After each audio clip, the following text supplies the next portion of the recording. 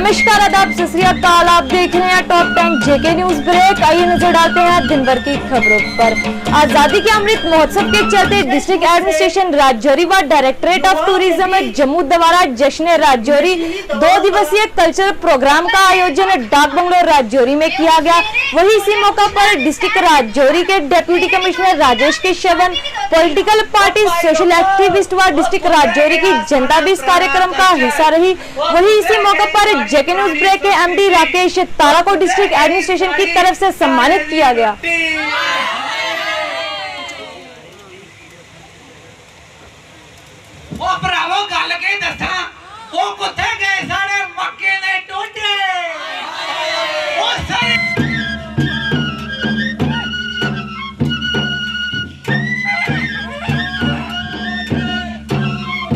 का अमृत महोत्सव सेलिब्रेट करने के लिए जिला हेडक्वार्टर गया था। इसमें हमारा मकसद जो था वो लोग चाहे वो कचनवाब से हैं, कश्मीर से हैं, बनी रसोली से हैं या न्यू पंजाब रैली से हैं। इसके अलावा नेबरिंग स्टेट के जो आर्टिस्ट थे वो आए थे। कल्चरल एक्सचेंज जो यहाँ के टूरिज्म को प्रमोट करने के लिए हमारे ज़िला के अंदर सब लोग, इसमें बच्चे, यूथ, औरतें और सब लोग जो शहरी थे उन्होंने पार्टिसिपेट किया। काफ़ी रिस्पॉन्स था लोगों का कल्चर का, और ये आज़ादी का महोत्सव जो है धूमधाम के साथ मनाया गया। मकसद था कि सेंट्रल रिस्पॉन्सिबल स्कीम्स उनको पब्लिसाइज किया जाए, और उसके अलावा जो भी गवर्नमेंट की पॉलिसीज हैं उनको भी वीज़ा यहाँ पे लोगों को अवेकनिंग और अवेयरनेस किया जाए। यहाँ मुख्तलिफ महकमों ने अपने स्टॉल्स लगाए, अपना एग्जीबिशन जो था यहाँ डिस्प्ले किए प्रोडक्ट्स, और इसके अलावा जो भी कल्चरल एक्सचेंज था ये यहाँ अपना गाना बजाना, वहाँ का कल्चर और नाटक नाटक इसकी वजह से सर कहाँ से आर्टिस्ट आए हुए हैं? सर यहाँ आपके कश्मीर से आए हैं, डोडा से आए हैं, आपके बसोली से हैं, हिमाचल से आए हैं और पंजाब से आए हैं। सर राजौरी पुंछ की टूरिज्म को बढ़ाने के लिए नेक्स्ट कदम क्या?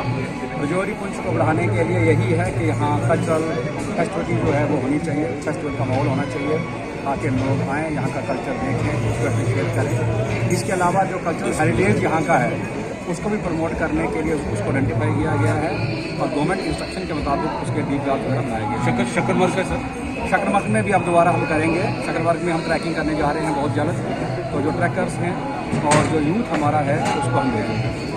Thank you. डिस्ट्रिक्ट राजौरी के तरियाट जिला में कुछ असामाजिक तत्वों ने देर रात के समय तरियाट हॉस्पिटल गेट तोड़कर वहां खाली जगह पर कब्जा करने का प्रयास किया गया। वहीं इसी के खिलाफ लोगों ने किया जोरदार प्रदर्शन और प्रशासन से मांग की कि ऐसे लोगों पर होनी चाहिए सख्त से सख्त कार्रवाई। निशारा की भी ऐसे इन्फॉर्म करी थे, 74 साल की भी कब्जा करी देते था। सारी फिर विनती है जिन्नी भी अवाम है तरियाट दी और तरियाट की सराउंडिंग है पंचायत, अगर साढ़ा 2 दिन में कोई फैसला या 1 दिन में नहीं होता मारेंगे, ये गड्डियां बंद करेंगे, ये गड्डियां पुशीरियां बंद नहीं करा दे, ये कोई गुंडागर्दी नहीं करा दे, ये अपने इंसाफ की लड़ाई लड़ा दें। साढ़े तरियाट के गरीब लोगों ने कुर्बानी दी गई है, और तरियाट के हॉस्पिटल की जमीन जी है दान दी गई है, उस कने तरियाट के लोग खिलवाड़ नहीं होने देने लगे। अस लास्ट दम तक लड़ाई लड़ांगे। ये गल है, पब्लिक हाथ खड़ा करो, मारो कैमरा उधर भी भाई, ये लोग सारे चाहते हो। अगर रोड उपरानी ऐसे गिरफ्तारी भी करना पाई तो देनी है या नहीं देनी? अगर पुलिस डंडे मारेगी तो खाने नहीं खाने, लेकिन अस डंडा चुकन नहीं लगे लास्ट दम तक मित्रों, लेकिन अस डंडे खाने वास्ते तैयार हाँ, अपनी इंसाफ की लड़ाई लड़ने वास्ते तैयार हाँ। साड़ी फिर यह बिनती है सारे लोगों की कि जेड़ा तरियाट हॉस्पिटल का गेट। सर आज का जो आपका प्रोटेस्ट है उस किस मुद्दे पर आप? सर हमारा प्रोटेस्ट है कि तरियाट ये हॉस्पिटल की बिल्डिंग थी, बड़े काफ़ी 40-50 साल का एक हॉस्पिटल यहाँ CSC बना हुआ है। पहले सब सेंटर था, उसके बाद अपग्रेड करने के बाद वो CSC बनाया गया, और बहुत बड़ी बिल्डिंग है।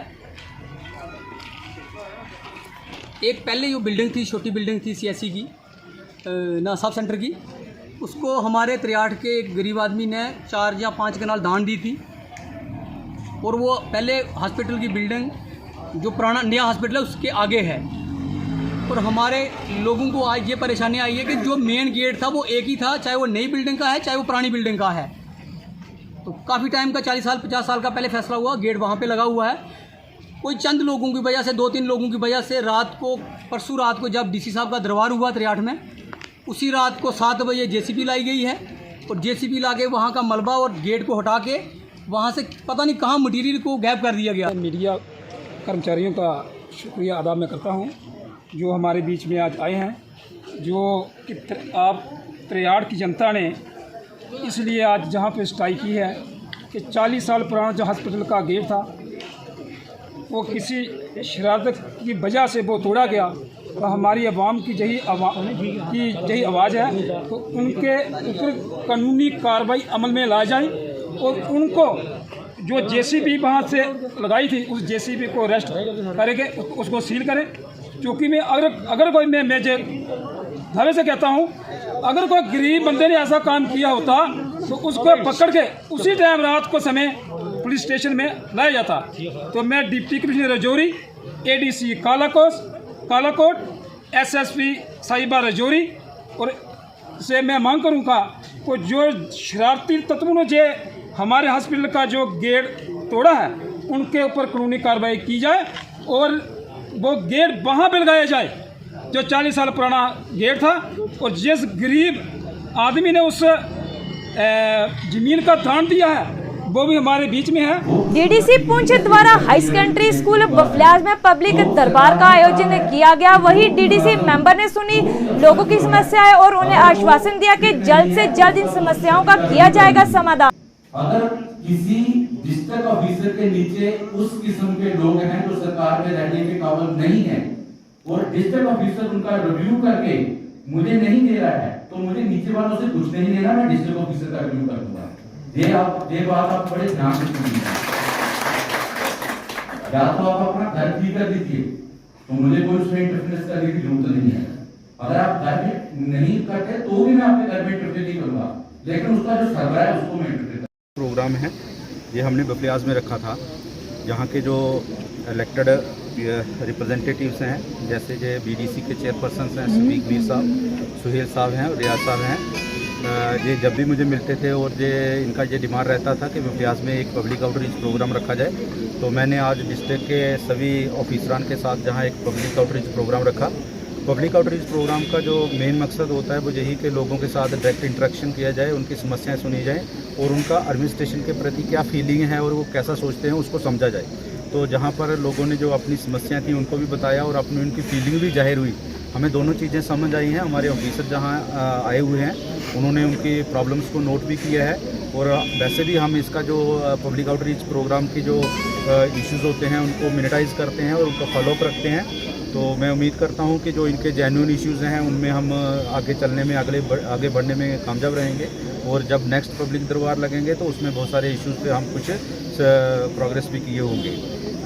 आपके माध्यम से मैं यही कहना चाहता हूं कि ये जो पब्लिक आउटरीच प्रोग्राम है इनको अच्छी तरह से जो है वो लोग यूज़ करें।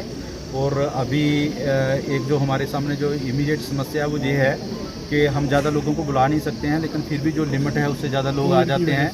तो मेरी अपील रहेगी कि अभी जो है थोड़ा परहेज़ करें और जहाँ भी ये आए हुए हैं जिन गाँवों से और जिन टाउन से आए हुए हैं वहाँ जब भी ये वापस जाते हैं तो वहाँ के लोगों से घर अपने पंचायतों में जाकर ये इस बात को हमारा मैसेज दे दें कि अभी कोविड जो है वो टला नहीं और थर्ड वेव का खतरा बना हुआ है।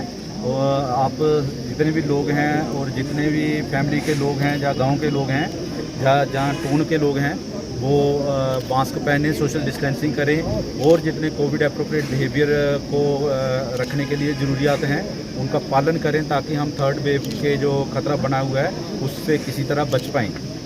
मेरी ये एक बहुत ही आप कह लीजिए कि ज़ोरदार अपील रहेगी सभी लोगों से और ख़ास करके इलेक्टेड रिप्रेजेंटेटिव से और जो रिलीजियस रहनुमा होते हैं कि जब भी वो कोई प्रचार करते हैं या कहीं गांव में जाते हैं या उनके पास लोग आते हैं तो मेहरबानी करके जो हमारा ये एडमिनिस्ट्रेशन का और इनका कंबाइंड काम है तो इसको भी जो है वो लोगों के साथ शेयर करें और कोशिश करें कि ज़्यादा से ज़्यादा कोविड एप्रोप्रिएट बिहेवियर जो है वो पब्लिक में हो सके मेंटेन करके रख सकें। पिछले विभाग के कर्मचारियों ने कैनाल रिवर के करीब किया जोरदार प्रदर्शन अपनी मांगों को लेकर। ट्रैक्टर फिशरी होश में आओ, तानाशाही नहीं चलेगी, तानाशाही नहीं चलेगी, डिपार्टमेंट फिशरी हाय हाय, डिपार्टमेंट फिशरी हाय हाय, डिपार्टमेंट फिशरी हाय हाय, डिपार्टमेंट फिशरी हाय हाय, ट्रैक्टर फिशरी हाय हाय, तानाशाही नहीं चलेगी, तानाशाही नहीं चलेगी, तानाशाही नहीं चलेगी, तानाशाही नहीं चलेगी, डायरेक्टर फिशरी हाय हाय, डायरेक्टर फिशरी होश में आओ, डायरेक्टर फिशरी होश में आओ, justice we want justice, we want justice, we want justice, we want justice, we want justice, we want justice, we want justice. पहले मैं आपके मीडिया का कहना चाहता हूँ, हमारी आवाज़ को एडमिनिस्ट्रेशन तक पहुँचाते हैं। आज का प्रोटेस्ट हमारा ये है कि हमें पिछले 4-5 वर्षों से वेजेस नहीं दिया जा रहा है। हम अपने डायरेक्टर साहब से ये अपील करना चाहते हैं कि हमारी जो वेजेस है हमें जल्द से जल्द रिलीज़ की जाए और हमारी जो रेगुलराइज पॉलिसी है उसको जल्दी से जल्दी इम्प्लीमेंट किया जाए। और डायरेक्टर साहब कि सर, अगर कश्मीर के बच्चों को आप रोटी दे रहे हो, जो गरीब का जो लेवल लगे हैं उनको जो रोजी रोटी मिल रही है, सर हमारा हक कहाँ गया? हमें भी दो।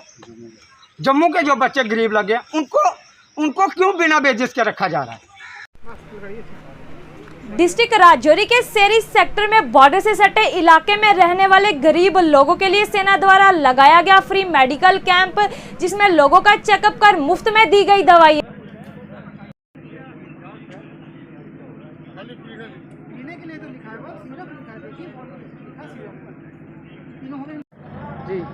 घुघरोड का रहने वाला और दवाई कैंप लगा हुआ है। आर्मी को बिना मुफ्त दवाई लगा ली, बड़ी मदद करे हमारी गवर्नमेंट फौज ज़्यादातर।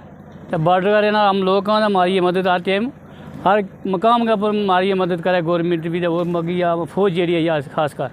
तो इस वजह से हम लिहाजा दवाई ना गड्डी मुफ्त गई हैं और मुफ्त हम पब्लिक ग्रां भी चक है तो दवाई वास्ते हम हाजिर हुए हैं। हर बंदो हर ग्रां हर जगह तबका का बंदा इतना आया है इसी वास्ते दवाई वास्ते इतनी शुक्र। इनके लिए डोर स्टेप पे जो है दवाइयाँ हर किस्म की दवाई और डॉक्टर मुहैया कराना और मुफ्त में दवाई जो है इनको देना। इसके अलावा ये कोरोना काल में भी सेना ने बहुत लोगों को अवेयरनेस कैंप लगाए। इसके साथ कोरोना के लिए जो भी दवाइयाँ वगैरह थी वो बांटी, मास्क बांटे, सैनिटाइज़र वगैरह बांटे और इसके लिए मैं सेना का बहुत बहुत आभारी हूँ। और मैं एक बार दोबारा ये रिक्वेस्ट करता हूँ कि ऐसे कैंप जो है सेना ये गरीब लोगों के लिए लगाते रहे। जय हिंद, जय Bharat. Srinagar BJP social media incharge district Doda के डॉक्टर फहाद रमीज ने भाजपा का छोड़ा साथ और शामिल हुए अपनी पार्टी में। वही अपनी पार्टी के कार्यकर्ताओं द्वारा उनको वेलकम किया गया, ये दिखाते हैं ये रिपोर्ट।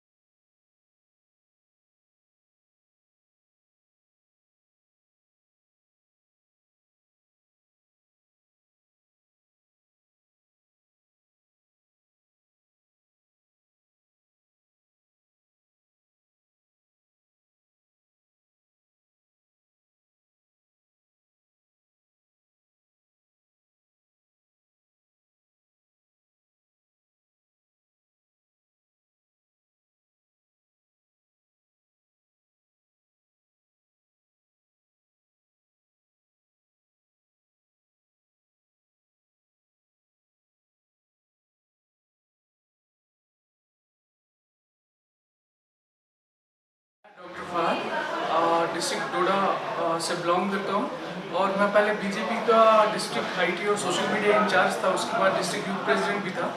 लेकिन कुछ चीज़ें ऐसी हुई कि जिससे मुझे लगा कि हम सबके साथ धोखा हो रहा है, खासकर जो हमारे मुस्लिम यूथ हैं, जो मुस्लिम वोटर्स हैं उनके साथ। तो इसलिए आज जो है हमने अपनी पार्टी का दामन जो है वो थामा है और अल्ताफ साहब के साथ हम सब। कैसा लग रहा है आज का दिन आपको? आज के दिन हमें बहुत खुशी हो रही है कि हम एक रीजनल पार्टी और उससे भी बड़ी बात एक सच्ची पार्टी के साथ जुड़ रहे हैं, क्योंकि हम नेशनल पार्टी जितनी भी थी उनके साथ जो है चले हुए हैं, उनने देखा हुआ है कि उनके अंदर लॉबीज में क्या होता है। मुझे जहाँ तक लगता है कि वहाँ पे सिर्फ धोखा होता है नेशनलिज्म के नाम पे।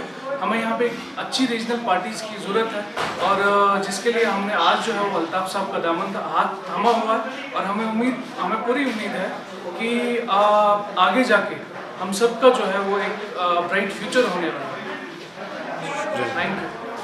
श्रीनगर घाटी के एसएसपी संदीप चौधरी व ट्रेडर्स लाल चौक द्वारा एक बैठक का आयोजन कर ट्रेडर्स को आ रही परेशानियों पर की गई चर्चा। वही एसएसपी संदीप चौधरी ने इस बैठक को संबोधित किया और सुनी लोगों की समस्याएं।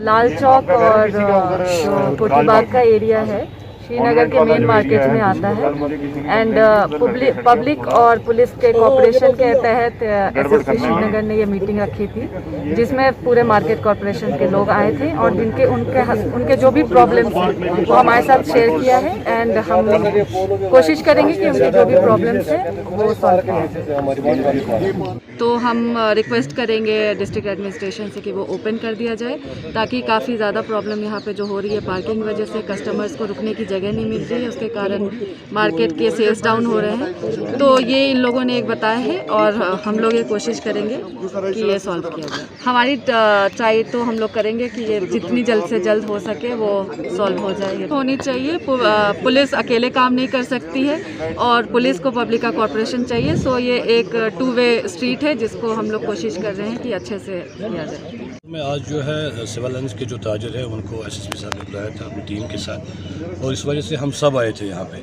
तो बेसिक मुद्दा ये था कि हमारी जो प्रॉब्लम्स है डेली टू डेली जो हमारी लाइफ है उसमें वही उनसे जो है आज हमने बात की। इसमें सबसे ज़्यादा जो मसला हमारा है वो पार्किंग का मसला है। जहाँ हमारी गाड़ियाँ हैं सड़कों पर लगी रहती है, लोग आके सड़कें रखते हैं तो दुकानदार जो है परेशान है। कस्टमर जो गाड़ी लेके आता है वो अपनी गाड़ी उधर रख नहीं पाता है और ट्रैफिक पुलिस के डिपार्टमेंट के लोग आके उसको टॉव कर जाते हैं। तो हमें एसएसपी साहब ने ये आश्वासन दिया है कि ये मसले को हल किया जाएगा।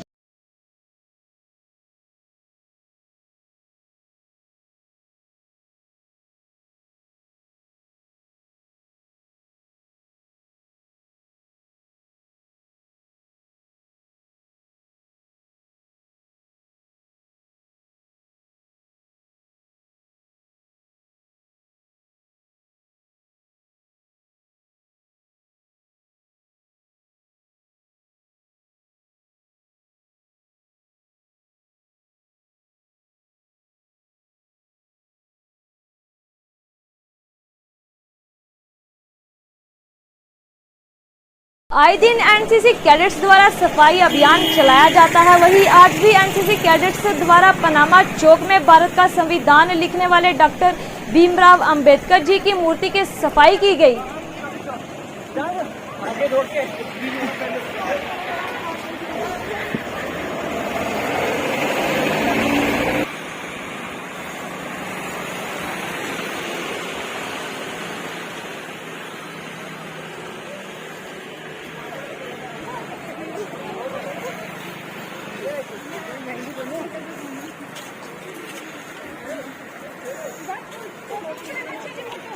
Yes, ma'am.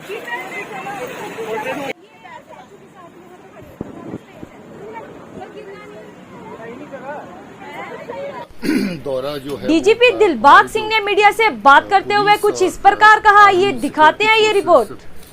इनके साथ मुलाकात के लिए आए थे। उस कोविड के दौरान टूरिंग थोड़ी सी हम लोगों की गैप आ गया था तो फिर से टूरिंग को रिवाइव किया है। जिला जिला में हम लोग अपने जवानों के साथ अपने अफसरों के साथ मुलाकात कर रहे हैं। अभी मैं अपने जो यहाँ का पुलिस का अमला फैला है उनको भी मुबारकबाद दिया है। बहुत अच्छा काम उनका चल रहा है। आर्मड फोर्सेस को सबको मुबारकबाद दिया है, अच्छा काम कर रहे हैं। यहाँ जो हालात हैं पहले के मुकाबले में बहुत अच्छे हुए हैं। यहाँ की सूरत हाल जो अमन अमान की पहले से बेहतर हुई है। हालांकि बीच में कुछ ऐसी ताकतें हैं जो इस अमन अमान के माहौल को ख़राब करना चाहती हैं।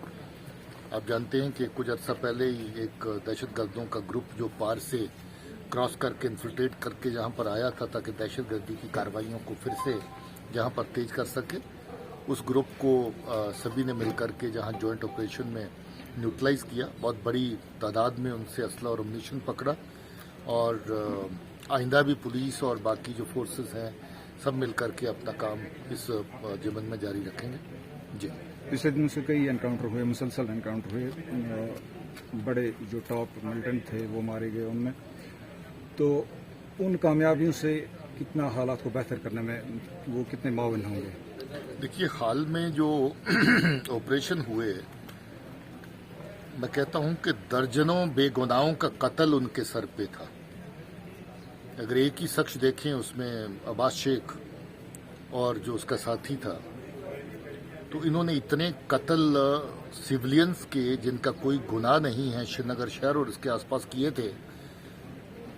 और मुझे लगता है कि इसी तरह का जो बाकी जगहों पे, जो त्राल के एरिया में, शोपियां में, पुलवामा में, उधर भी जो इनकाउंटर हुए, उस एरिया में भी सब के सब जे सिविलियन किलिंग्स में बेगुनाह लोगों के कत्ल में शामिल थे। इनको ये रहता है कि लोगों को मार के उनकी जान के साथ, उनके माल के साथ खिलवाड़ करके, नुकसान करके जो लोग अमन के रास्ते पर चलना चाहते हैं उनको खौफ के माहौल में रखा जाए। और जिस तरह की नकलो हरकत ये पहले करते रहे हैं, कहीं बंद की काल दी, और जो लोग अपना कारोबार करना चाहते हैं, जो बच्चे पढ़ना चाहते हैं, उनकी ज़िंदगी को बुरी तरह से मुतासर करना, उस तरह की कार्रवाइयाँ फिर से यहाँ पर कायम हों।